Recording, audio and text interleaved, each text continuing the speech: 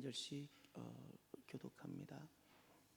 시온에 따라 노래할지어다. 이스라엘아 기쁘게 부를지어다. 예루살렘 따라 전심으로 기뻐하며 즐거워할지어다.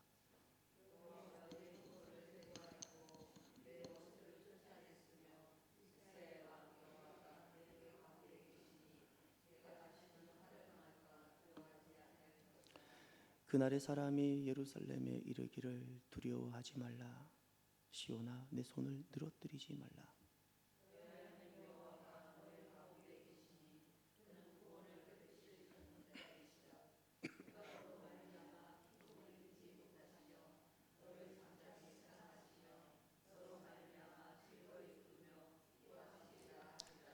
내가 절기로 말미암아 근심하는 자들을 모으리니 그들은 내게 속한 자라. 그들에게 지원인 짐이 지옥이 되었느니라.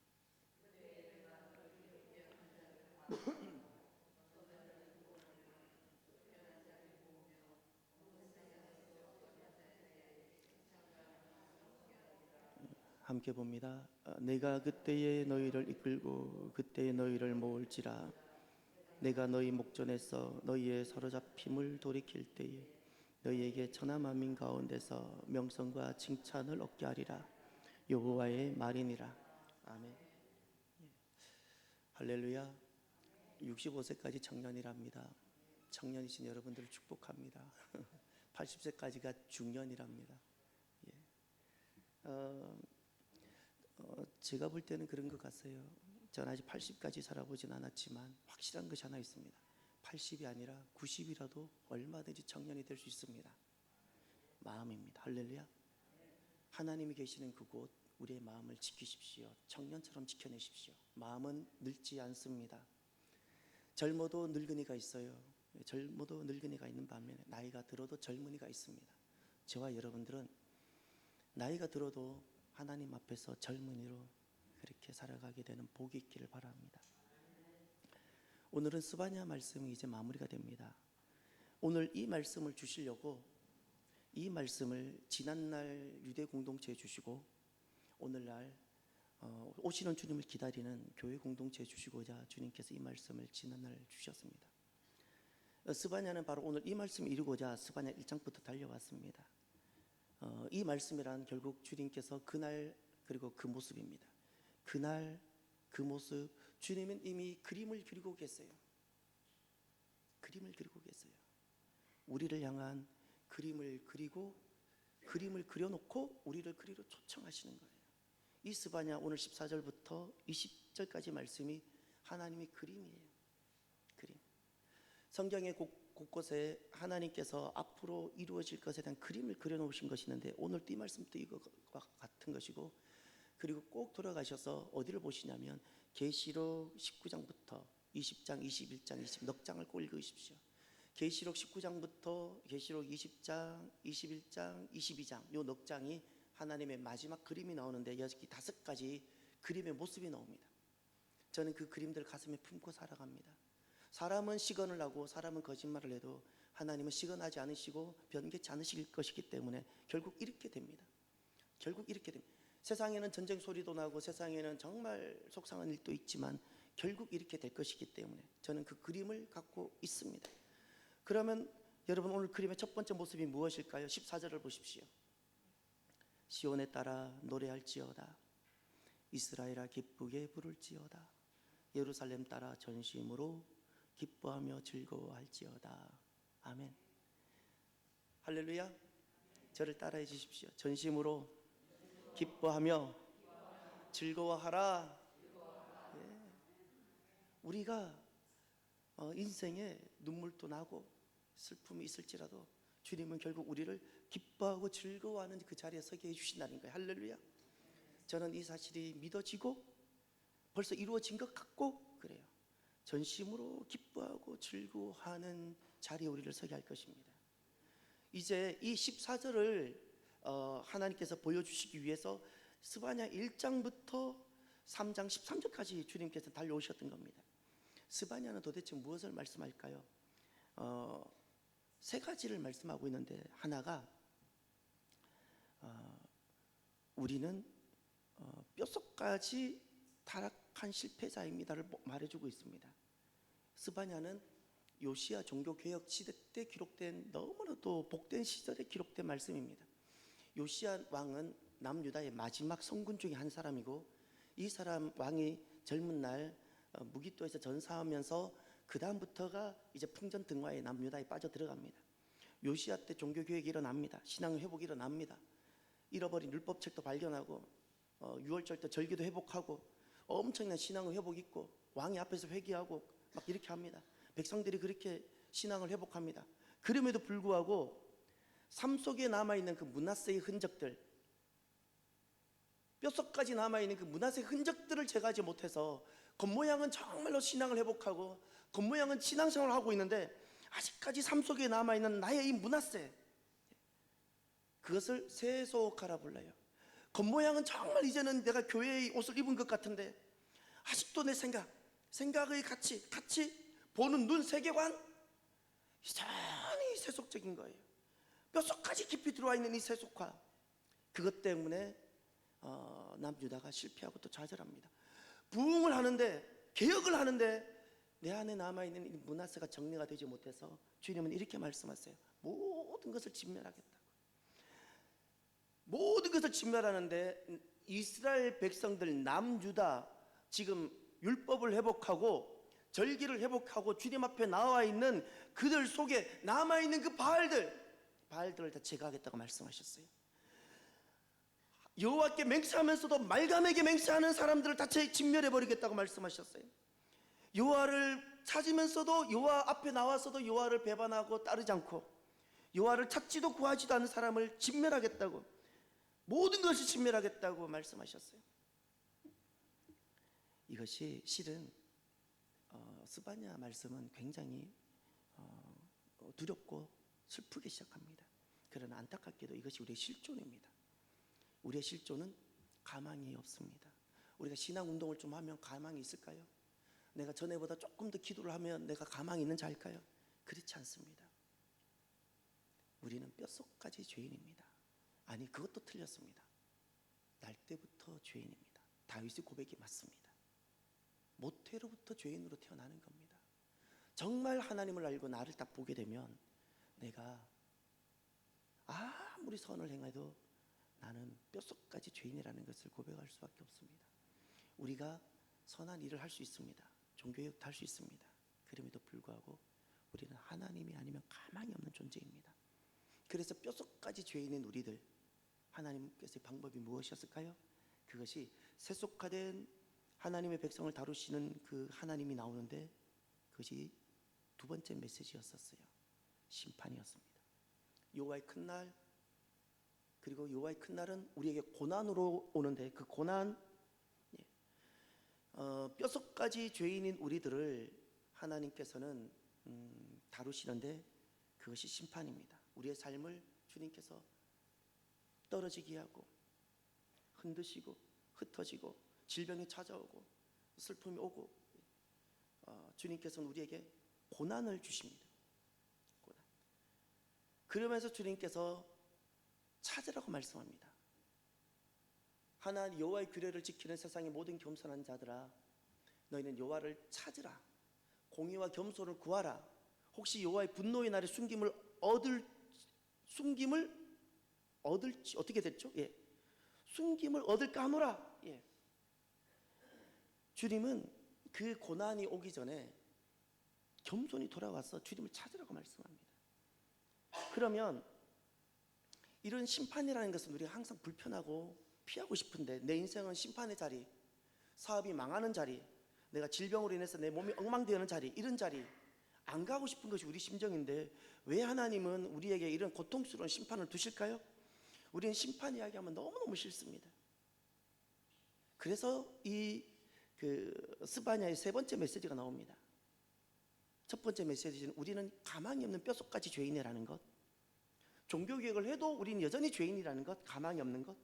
그래서 하나님은 우리를 다루시기 위해서 심판하신다는 것. 그리고 세 번째 메시지가 무엇인가 하니 하나님의 계획이 있어요. 하나님 그 계획이 무엇인가 하니 우리를 남은 자가 되게 하세요. 남은 자가 심판 속에 우리를 보살피시고, 그리고 하나님은 남은 자가 되게 하시고, 놀랍게도 유다와 이스라엘을 괴롭혔던 그 열방들을 도리어 심판해버리고, 유다가 심판을 당하는 것으로 인해서 그 열방들이, 해변에 있는 사람들이 돌아와서 주님께 경배하는 여러 가지 일들이 일어나고, 여러 이 백성들과 열방들이 주님을 한 가지로 섬기는 일이 일어나게 할 것이라고 주님께 약속하셨어요. 그리고 3장을 가보세요. 이거는 보셔야 돼요. 3장 11절을 보십시오. 하나님의 계획입니다. 그날에 내가 내게 범죄한 모든 행위로 말미암아 수치를 당하지 아니할 것은, 그때에 내가 내 가운데서 교만하여 자랑하는 자들을 제거하여 다 함께 내가 나의 성산에서 다시는 교만하지. 아멘. 나의 성산입니다. 하나님이 계시는 곳에서 지난날에 이스라엘 백성들이 교만했습니다. 그 교만하지 않도록 하십니다. 그래서 그 모습이 남은 자입니다. 또 12절을 보십시오. 내가 공고하고 가난한 백성들을 내 가운데에 남겨두리니, 남겨둔다 그랬죠. 남은 자예요. 남은 자. 그들이 여호와의 이름을 의탁하여 보호를 받을지라. 하나님이 보호를 약속하세요. 할렐루야. 하나님께서 보호하세요. 세 번째, 13절. 이스라엘의 남은 자는 악을 행치 아니하며 거짓을 말하지 아니하며 입에 거짓된 혀가 없으며 먹고 누울지라도 그들을 두렵게 할 자가 없으리라. 악을 행치 않고 거짓을 행하지 않으며 거짓을 말하지 않고 그 무엇도 두려움이 없게 된다고 말씀하셨어요. 할렐루야. 이것이 지금 그 회복된 이스라엘의 모습입니다.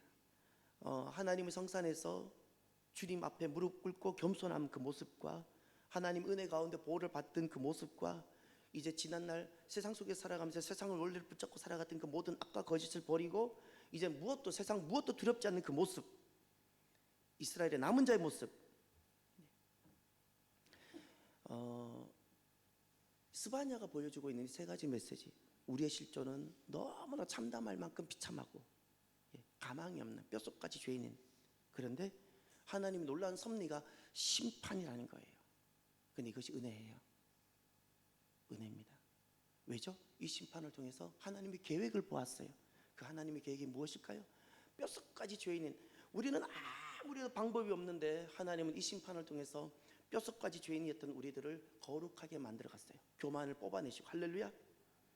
전에는 세상을 붙잡고 내가 세상 속에서 보호를 받고 싶어 했던 우리가 하나님의 보호 속에 들어가는, 하나님 날개 아래 들어가는 자가 되게 해주시고, 전에는 내가 성공하고 번영하고 행복하고 살기 싶어서 악과 거짓을 입에 달고 살았던 사람들, 그런 모든 악과 그것을 다 떨쳐버리고, 전에 내가 망할까, 전에 내가 소멸될까 두려워서 오만 가지가 두려웠던 사람들이 이제는 세상 무엇도 두렵지 않는 사람이 되게 해주시는 거예요. 할렐루야. 이것이 우리의 회복이고 하나님의 계획입니다. 뼛속까지 죄인인 우리들 하나님 심판하시는 이유가 이렇게 우리들을 회복시키시고 우리를 이렇게 세우시고자, 그래서 기뻐하고 즐거워하라 말씀하시는 거예요. 여러분, 기뻐하고 전심으로 기뻐하고 즐거워하기를 바랍니다. 우리는 회복될 것입니다. 우리는 완전하게 됩니다. 무엇이 우리를 완전하게 하는가? 하나님의 심판입니다. 하나님의 심판은 딱 이와 같은 겁니다. 그 조각도, 미술 시간에 쓰는 조각도 기억나시죠? 조각도 이렇게 목파나 이렇게 그 파나에서 긁어내는 거. 하나님의 심판은 나의 조각도입니다.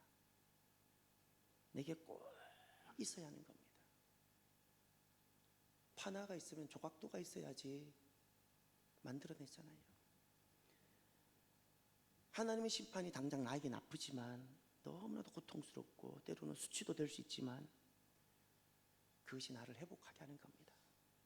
하나님 심판이 놀랍게 은혜였고, 하나님 심판이 결국 나를 완전한 데 서게 하며, 하나님 심판이 도리어 복이었던 겁니다. 심판을 두려워하지 마시고요, 내가 낮아지고 내가 약해지는 것, 그것을 부끄러워하지 마십시오. 많은 사람들이 내가 낮아지고 약해지는 것을 부끄러워서 하나님의 심판을 의도적으로 회피합니다. 하나님의 심판을 의도적으로 외면하는 순간 뼛속까지 죄인인 이 죄에서 내가 벗어나질 못하고 마지막에 너무나도 비참한 자리에 서게 되는 겁니다. 하나님께서 나를 온전하게 더 완전한 가운데 서게 하시려고 하나님은 나를 흔드십니다. 나를 조각해 가십니다. 아프기도 하시고 낮아지기도 하십니다. 그 순간은 기쁜 사람이 아무도 없는 것이 사실이지만 여러분 잊지 마십시오. 내일이면 나를 정말 기쁘게, 나를 웃는 자가 되게 하시고자 하나님 나를 지금 만들어 가시는 사실이라는 것을 확신하십시오. 확신하십시오. 우리는 망하지 않습니다. 우리는 낮아진다고 망하지 않습니다. 어려움이 온다고 쓰러지지 않습니다. 쓰러지지 않습니다. 하나님은 절대 우리를 포기하지 않습니다. 그래서 우리는 기뻐할 수 있는 겁니다. 스바냐가 주는 메시지가 바로 이겁니다. 두 번째, 스바냐가 주는 그날 그때의 모습이 있습니다. 그것은 하나님이 우리 가운데 계신다라는 메시지입니다. 15절부터 17절까지 볼까요? 여기 반복되는 메시지가 있습니다. 여호와가 내 형벌을 제거하였고 내 원수를 쫓아냈으며 이스라엘 왕 여호와가 내 가운데 계시니 내가 다시는 화를 당할까 두려워하지 아니할 것이라. 그날에 사람이 예루살렘에 이르기를 두려워하지 말라. 시온아 내 손을 늘어뜨리지 말라. 너희 하나님 여호와가 너희 가운데 계시니 그는 구원을 베푸실 전능자시라. 그가 너로 말미암아 기쁨을 이기지 못하시며 너를 잠잠히 사랑하시며 너로 말미암아 즐거이 부르며 기뻐하시리라 하리라. 아멘. 특별히 개인적으로 그 스바냐 3장 17절 바로 이 말씀, 이 찬양 혹시 기억나시나요? 너의 하나님 여호와가 너의 가운데 계시니 그는 구원을 베푸실 전능자시라.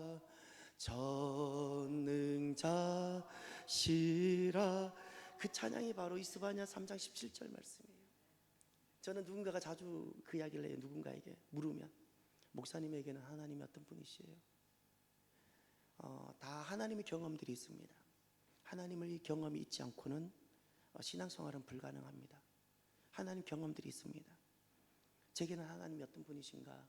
제게는 하나님이 저를 이렇게 안고 저를 보고 딱 그거예요. 기뻐서 춤을 추면서 잠잠히 사랑하시고 저를 보면서 즐거워 기뻐하시는 바로 그분이세요. 제게는 아버지 같은 하나님, 저를 기뻐서 춤을 추시는 하나님이세요. 눈을 감으면 제게는 항상 그 하나님이에요. 그 하나님. 그 말씀이 바로 스바냐 3장 17절입니다. 그런데 중요한 것은 3장 15절부터 17절의 핵심이 바로 그겁니다. 15절을 보세요. 형벌을 제거하였죠.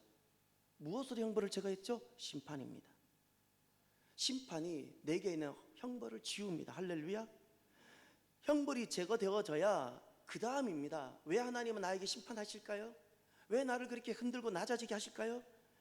이스라엘 왕 여호와가 내 가운데 계시니, 할렐루야.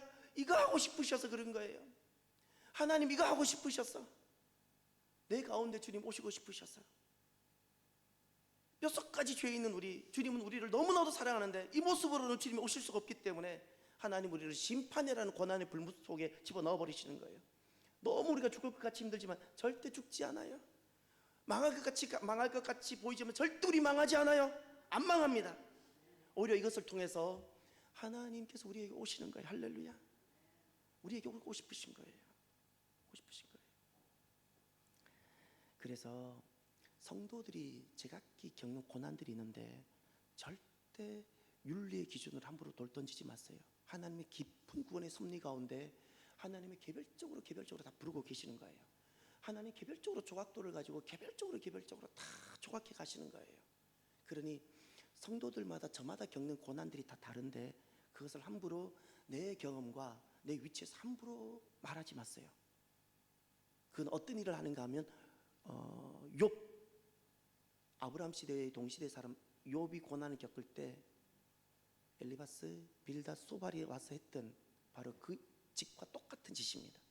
절대 함부로 말하지 마세요. 이건 이런 거야, 저렇게 해야 돼, 이렇게 해봐. 아니요, 기도해 드리세요.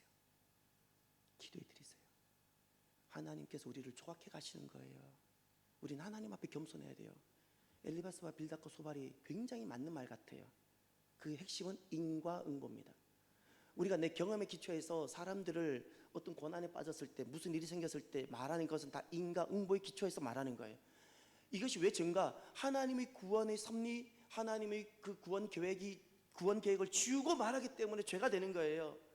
하나님은 그를 더 온전하고 완전하게 세우고자 하나님 구원 계획 가운데 그를 이끌어가고 계시는데, 그 하나님 구원 계획을 전혀 생각도 안 하는 사람이 자기 그 짧은 찰나 같은 순간을 살아가는 인생이, 아무것도 알지 못하는 인생이 자기 짧은 인생 경험을 갖고 이래라 저래라 난도질해봐. 얼마나 하나님께서 속이 아프시겠습니까? 절대 그래서 함부로 성도들이 겪는 그 과정의 어려움을 함부로 내 경험에서 이렇게 논하면 안 됩니다. 구원의 경륜 가운데 보셔야 돼요. 하나님 우리를, 나도 마찬가지 너도 마찬가지, 우리를 하나님은 하나님의 완전함 가운데 우리 가운데 계시는 그 자리에 우리를 불러 가시는 거예요. 만들어 가시는 거예요. 그래서 16절을 보십시오. 그날의 사람이 예루살렘에 이르기를 두려워하지 말라, 시온아 내 손을 늘어뜨리지 말라. 사랑하는 성도 여러분, 우리에게 시련이 오고 환난이 오고 어떤 일이 당장 하루아침에 바뀌지 않고 기도에도 아무런 변화가 없는 것 같다고 해서 두려워하거나 손을 늘어뜨리는 낙심하지 마시기를 바랍니다. 지금 아무것도 아니 보이는 것 같을지라도 내일이면 우리는 기뻐할 것이고 주님께서 우리 가운데 계실 것입니다. 할렐루야. 지금 또 주님은 여전히 우리 가운데 계시지만 우리는 여전히 불완전하고 우리는 여전히 오늘 또 넘어질 수 있는 존재이지만 하나님 우리를 완전하게 정결하게 만들어 가십니다. 이미 여러분이 저를 너무나도 잘 아시지 않습니까? 제가 얼마나 불완전한 존재임을, 얼마나 흠이 많은 존재임을. 이런 우리들을 하나님은 포기하지 않고 하나님은 조각해 가시는 겁니다. 우리는 오늘보다 내일이 달라질 것이고 내일보다 그 다음 날이 더 완전해져 갈 것입니다. 그 핵심은 그겁니다. 우리의 존재의 완전함이 중요한 것이 아니라 그 자리는 하나님께서 우리에게 오시는 자리이기 때문에 그렇습니다. 그래서 17절을 보십시오. 오늘 이 17절 하나님께서 두 번째 우리에게 주시는 말씀입니다. 따라 전심으로 기뻐하고 즐거워할지어라, 이 말씀하고 두 번째 주시는 말씀이 너의 하나님 여호와가 너의 가운데 계시니. 할렐루야. 바로 이 말씀이에요. 너의 하나님 여호와가 너의 가운데 계시니. 하나님만 계시면 되는 겁니다. 여러분, 에덴은 어떤 곳이지요? 에덴은 주님이 함께 계셨던 곳이에요. 여러분, 성막은 어떤 곳이죠? 에덴을 잃어버리고 나서 주님이 주신 것이 성막입니다. 성막은 무엇이죠? 하나님이 백성들 가운데 계시는 곳이었어요. 그 에스겔서에 보면 마지막에 에스겔 선지자가 환상을 보면서 그 회복되는 이스라엘의 그 성 이름이 나옵니다. 여호와 삼마입니다. 에스겔 48장은 여호와 삼마로, 에스겔은 여호와 삼마로 끝나는데 여호와 삼마라는 것은 여호와께서 거기 계시다라는 뜻입니다. 회복되고 포로도 흩어졌다가 회복된 이스라엘 백성들의 마지막 모습이 무엇일까요? 여호와 삼마, 하나님이 거기 계시다입니다. 계시다. 예수님은 누구라고 말씀하셨죠? 임마누엘, 하나님 우리와 함께 계시다. 천국은 어떤 것이죠? 하나님과 함께 계시는 곳, 하나님이 함께 우리와 함께 있는 곳.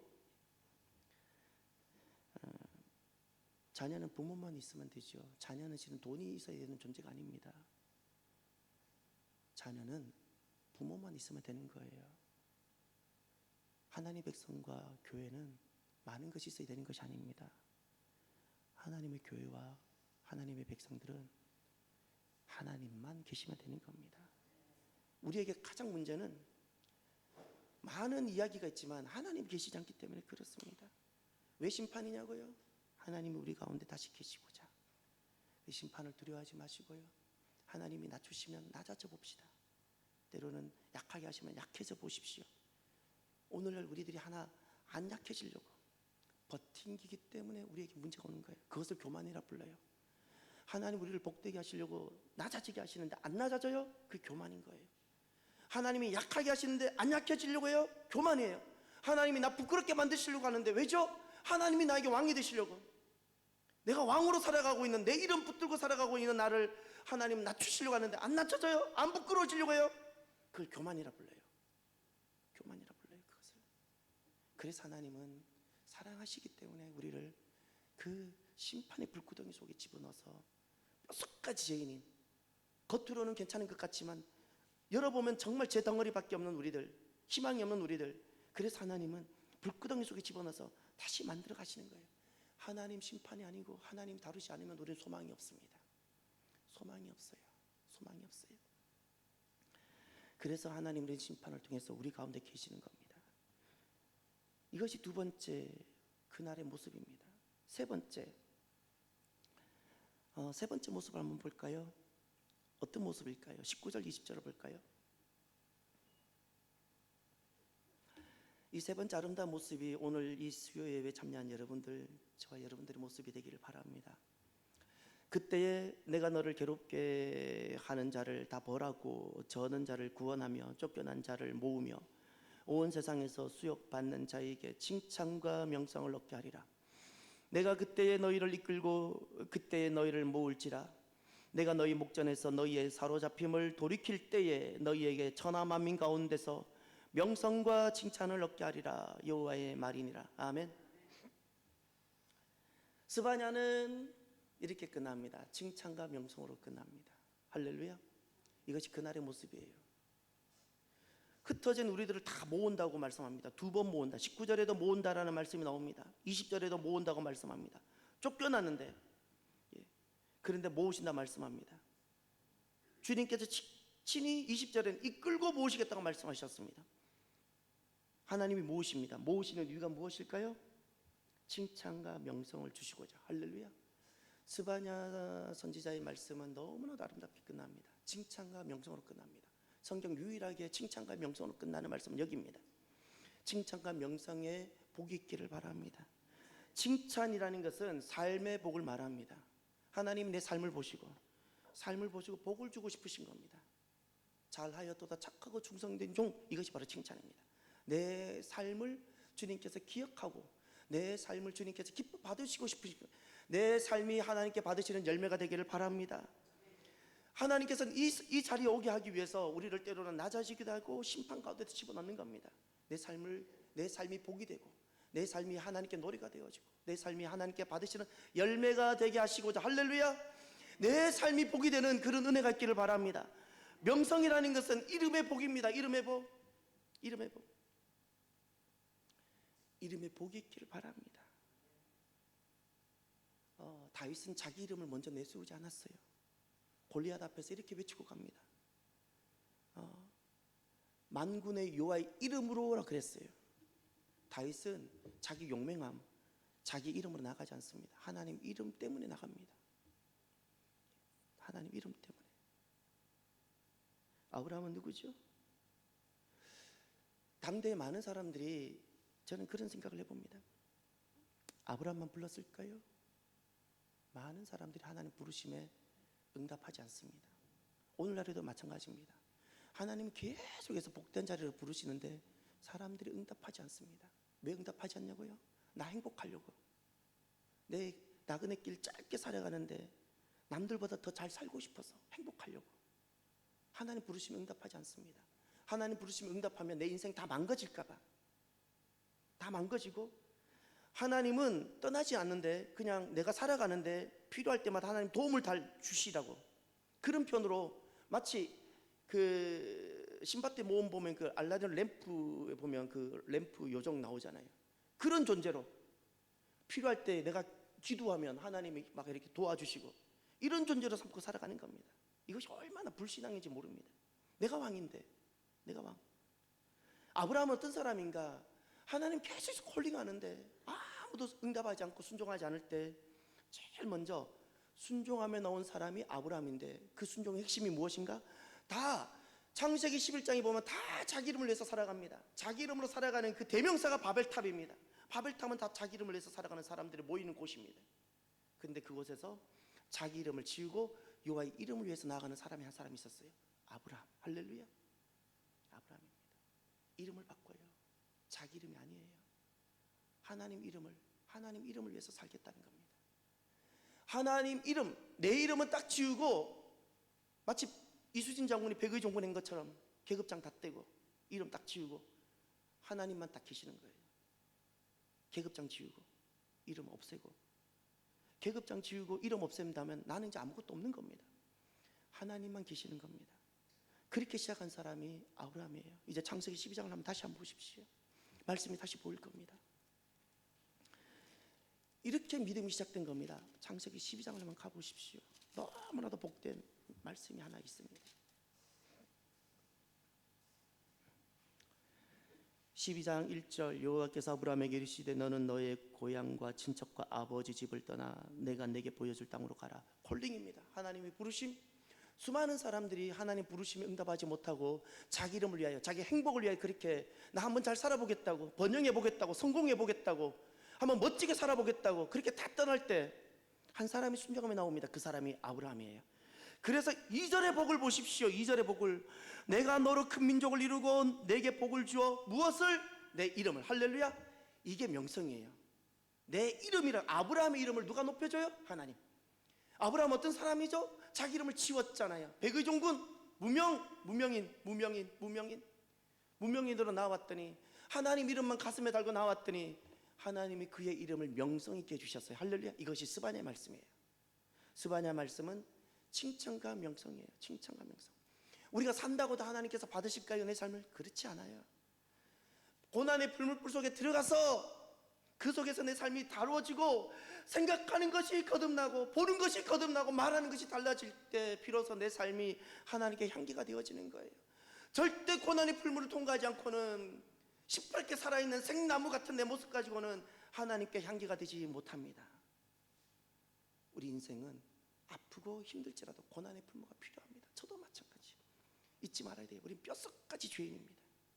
뼛속까지 죄인이기 때문에 아무리 어떤 직분을 받았다고 그 직분 자체가 하나님께 향기가 되지 못합니다. 뼛속까지 죄인이기 때문에 우리는 하나님께서 복되게 두시는 그 고난의 풀무 속에 들어가서 우리가 단련되어지고 새롭게 되어지고 남은 자가 되어지는 겁니다. 남은 자가 되어지면 그 다음부터는 내 생각하는 것, 내가 보는 것, 말하는 것이 달라지고 하나님은 내 삶을 향기와 열매를 받게 되시는 겁니다. 그리고 나는 전에는 내가 행복을 위해서 살아가겠는데 내 이름을 위해서, 나를 위해서 살던 내가 이제는 하나님을 위해서 살고 싶어지는 겁니다. 아브라함처럼. 그래서 하나님 그때부터 그의 이름을 높여주시는 거예요. 이것이 스바냐의 마지막 세 번째 그림이에요. 오늘 저와 여러분들에게 이런 은혜가 있었으면 좋겠습니다. 세상에는 돌아보면 기뻐할 일보다 슬퍼할 일이 더 많죠. 그런데 하나님 때문에 우리를 회복시키시고 우리를 새롭게 하시는 그 하나님 때문에 기뻐하고 즐거워하는 복된 분들이 되시기를 바랍니다.